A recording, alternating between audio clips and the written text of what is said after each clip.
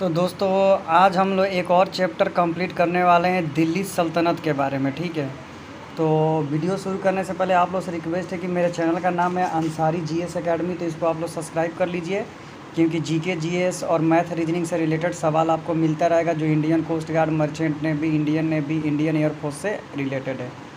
और अगर आपको पीडीएफ चाहिए तो मेरा डिस्क्रिप्शन में मेरा व्हाट्सअप नंबर है, वहाँ पर मेरे से कांटेक्ट कीजिएगा, मैं आपको पीडीएफ प्रोवाइड करा दूँगा विथ सब्सक्रिप्शन चार्ज। तो चलिए हम लोग शुरू करते हैं।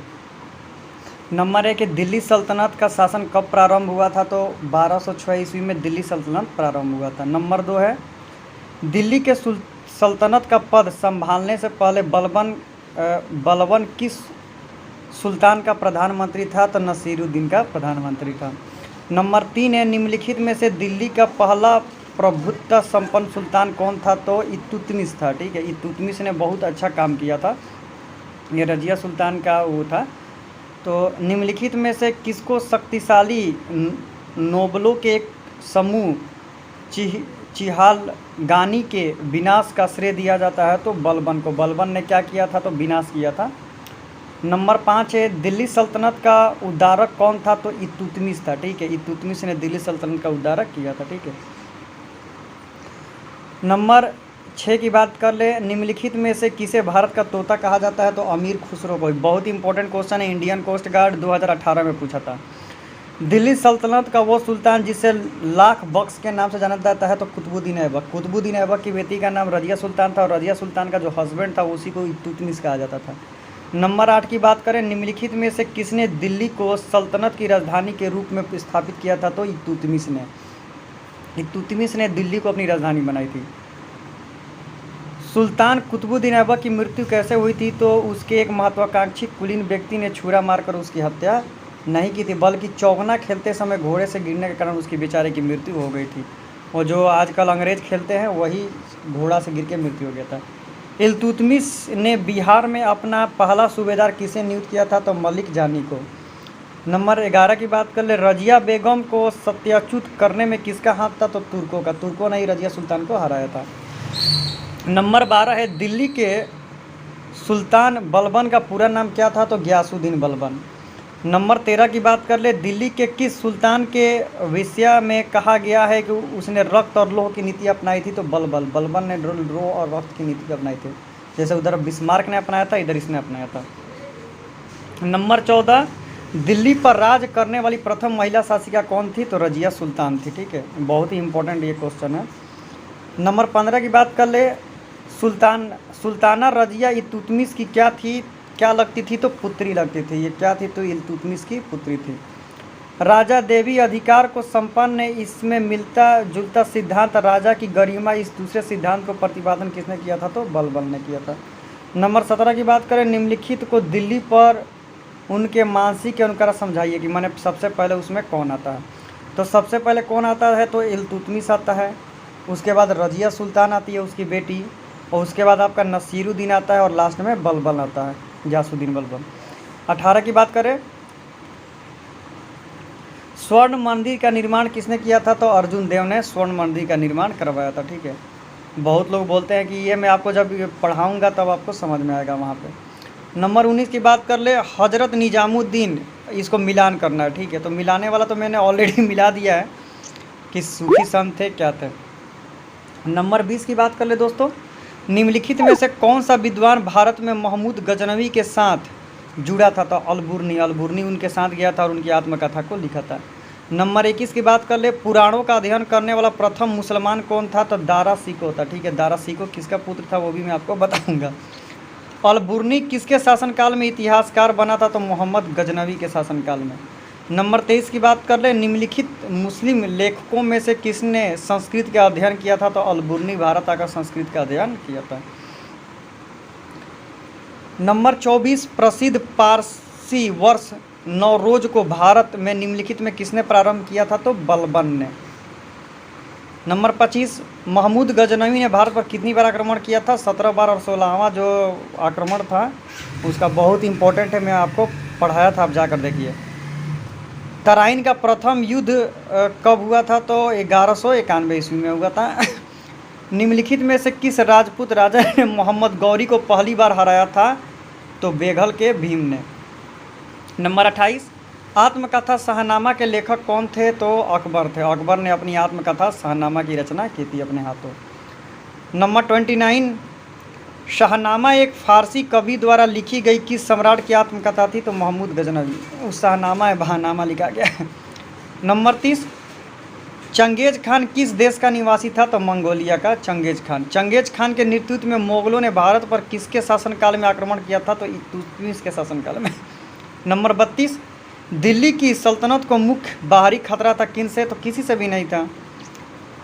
33, निम्नलिखित में से किसने 711 ईस्वी में 711 ईस्वी में भारत पर आक्रमण किया था? तो मोहम्मद बिन कासिम। यहीं से यहाँ का आक्रमण शुरू होता है। अब देखते हैं नंबर 34, निम्नलिखित शासकों में गुलाम वंश के संबंध रखने वाला कौन सा था? तो इल्तुतमिश था।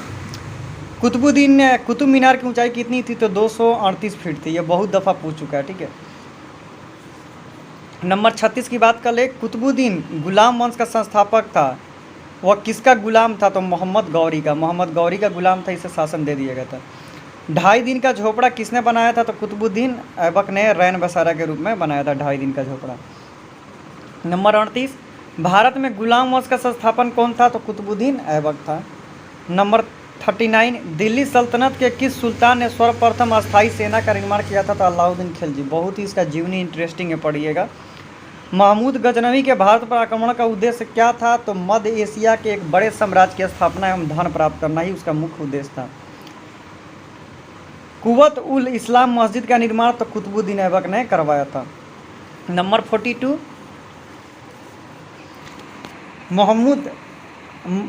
मुहम्मद गौरी विजित प्रदेशों को देखभाल के लिए निम्नलिखित में से किसे विश्वसनीय जनरल को छोड़ गया था? तो कुतुबुद्दीन ऐबक को देकर गया था। नंबर 43, तराइन के द्वितीय युद्ध में किसने किसको पराजित किया? तो मोहम्मद गौरी ने पृथ्वीराज चौहान को पराजित कर दिया था। नंबर 44, निम्नलिखित में से कौन अपने को बुतकिन यानी मृत भंजक यानी मूर्ति तोड़क बताया था? तो महमूद गजनवी ने। वो मंदिरों को तोड़ता था। किसने इकतारी प्रथा चलाई थी? तो इल्तुतमिश ने चलाई थी। नंबर 46, अल-बुर्नी द्वारा रचित पुस्तक किताबुल हिंद या तारीखे उल हिंद में किन विषयों की समीक्षा है? तो इनमें से किसी की समीक्षा नहीं है।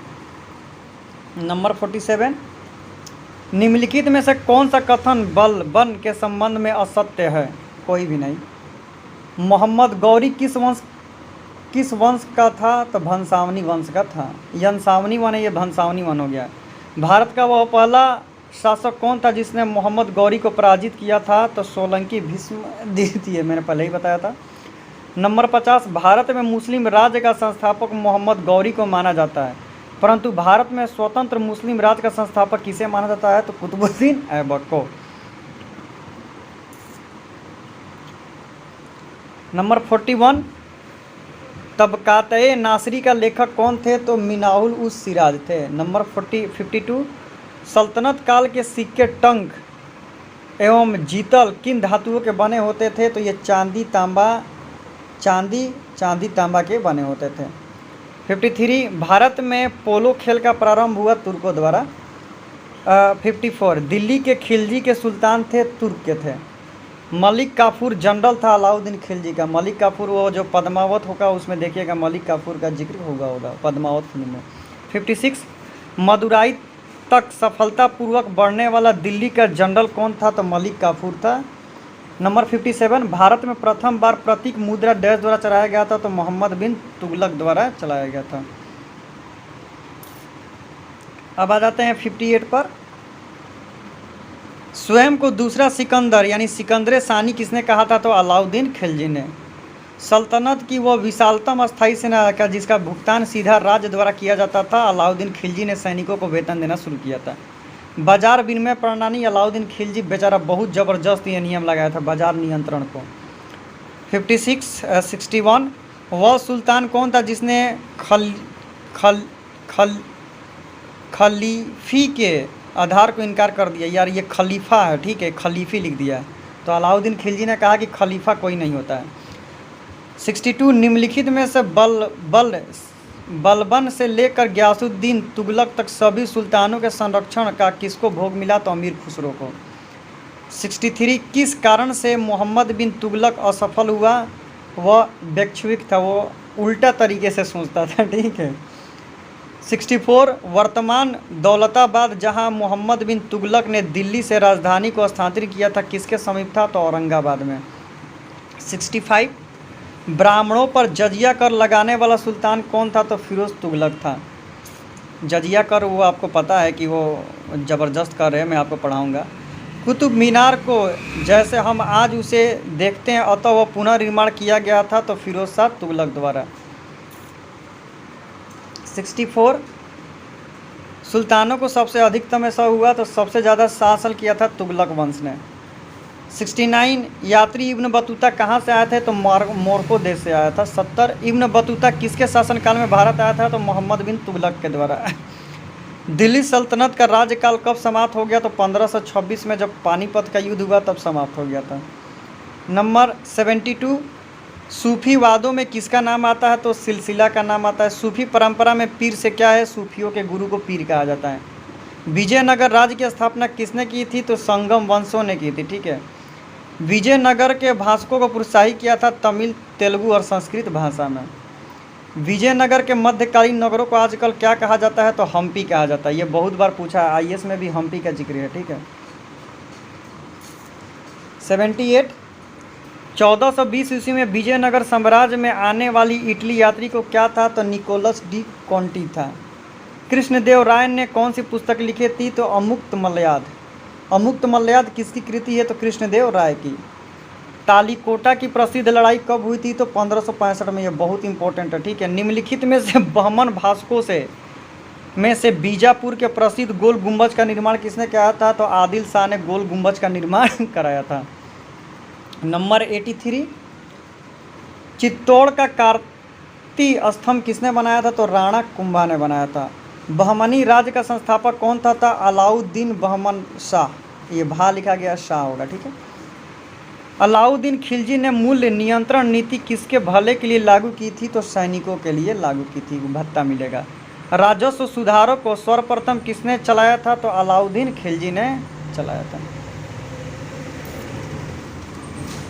87 निम्नलिखित में से कौन अपने को मूर्तभंजक कहा था? तो महमूद गजनवी ने। किसने इकादारी प्रथा चलाई थी? तो इल्तुतमिश ने। निम्नलिखित में से किसे अपनी राजधानी दिल्ली से देवगिरी स्थानांतरित किया? तो मोहम्मद बिन तुगलक ने। 90 विजयनगर साम्राज्य का हिंदू राजस्व निम्नलिखित में से किसे समाप्त किया था? तो राम राय ने। 91 की बात कर ले। नूनीज पुर्तगाली यात्री विजयनगर किसके शासनकाल में भारत आया था? तो अतुच्य राय के शासनकाल में। लोधी वंश के संस्थापक थे तो बहलोल लोधी। तुगलक वंश का संस्थापन था गयासुद्दीन तुगलक। बहमनी राज्य के अंतिम सुल्तान कौन थे? तो क़ियामुद्दीन शाह थे। 95 दिल्ली का सुल्तान जो भारत में नहरों के सबसे बड़े नेटवर्क निर्माण के लिए प्रसिद्ध था, तो फिरोज शाह तुगलक। 96 दीवाने खैरात नामक एक अल विभाग किसने बनाया था? तो फिरोज शाह तुगलक ने बनाया था, उसमें हज की यात्रा करवाता था। 97 प्रसिद्ध संत भोग सलीम चिश्ती कहाँ रहते थे? तो सिकरी यानी फतेहपुर सिकरी में। विजयनगर साम्राज्य के भग्नावशेष किस नहर पर स्थित है? तो तुंगभद्रा नदी पर स्थित है। 99 विजयनगर साम्राज्य की राजधानी कहाँ थी? हम्पी, बहुत दफ़ा पूछ चुका है ये। 100 विजयनगर साम्राज्य के पूर्ण उत्थान काल में विजयनगर की यात्रा करने वाले इटलवी पर्यटक कौन थे? तो निकोलस डी कांटी थे, ठीक है। तो दोस्तों अगर आपको पीडीएफ चाहिए तो मेरे व्हाट्सएप नंबर पर कमेंट करें, मैं आपको वहाँ पर पीडीएफ प्रोवाइड करवा दूंगा। तो thank you so much for watching this video. Thank you दोस्तों।